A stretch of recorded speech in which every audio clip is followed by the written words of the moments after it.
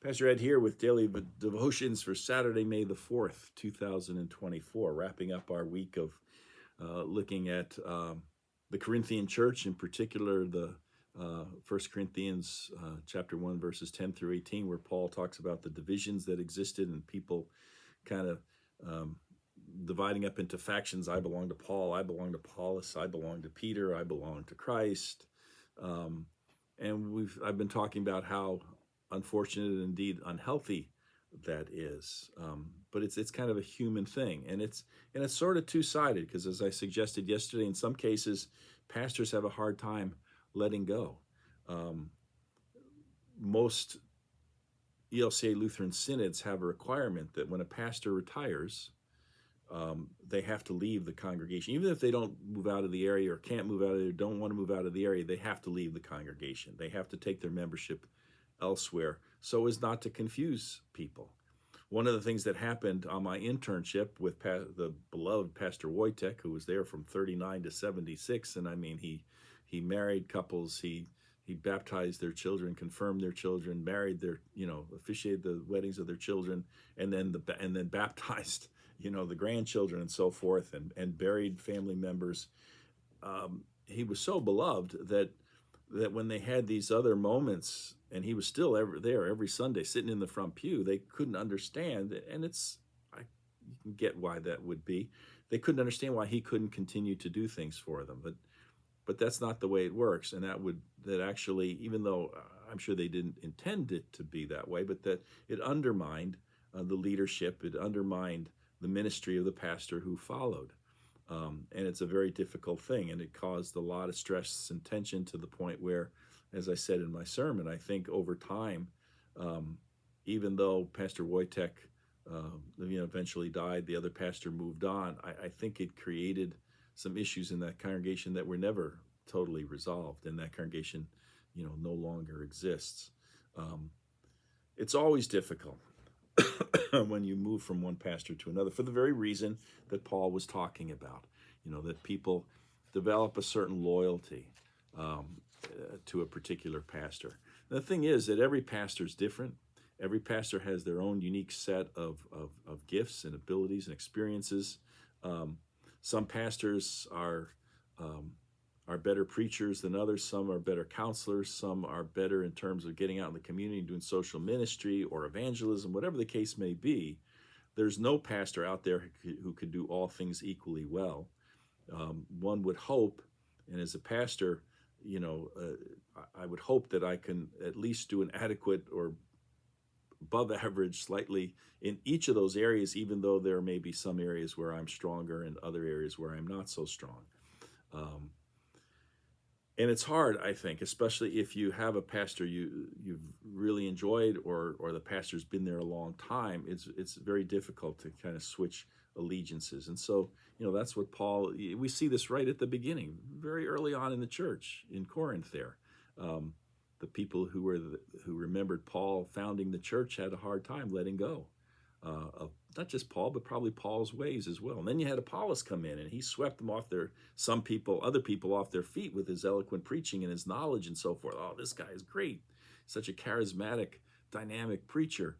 But then there's those who knew of Peter, and they said, oh no, he's the, he goes back to the very beginning. He was there at Pentecost. He's the one that Jesus entrusted with the keys to the kingdom, and there's that whole traditionalist thing through the Roman Catholic Church to this day that goes all the way back, traces the leadership all the way back to Peter.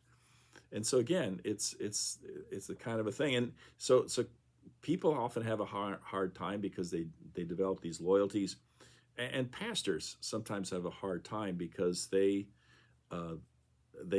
whole identity is wrapped up in that, and particularly if things go well, they enjoy the success and maybe even take it a little bit personally. It reminds me of a story. This young pastor was leaving the congregation, probably the first one he ever served.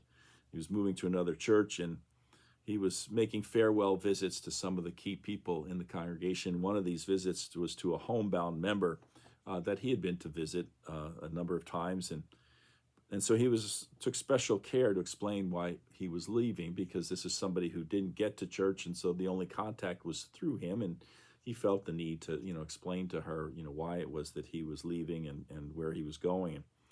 And she sighed deeply, obviously saddened, and said, "We'll never have another minister as good as you've been."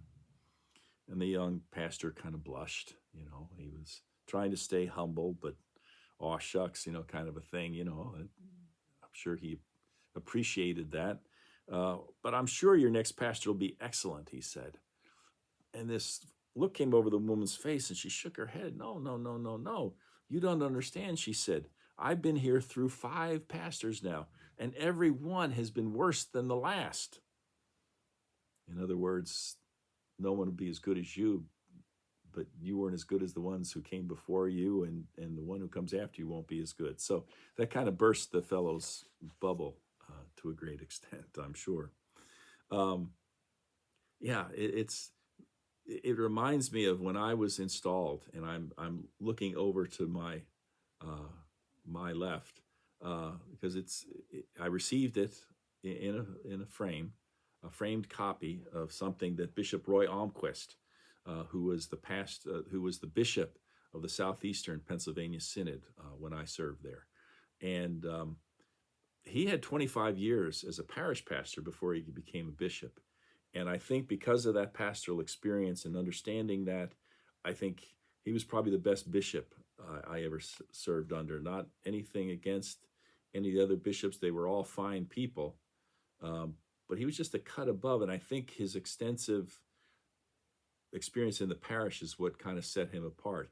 And I'm going to read it off the wall, what he presented to me and to every pastor when he would install them in their church. It says this.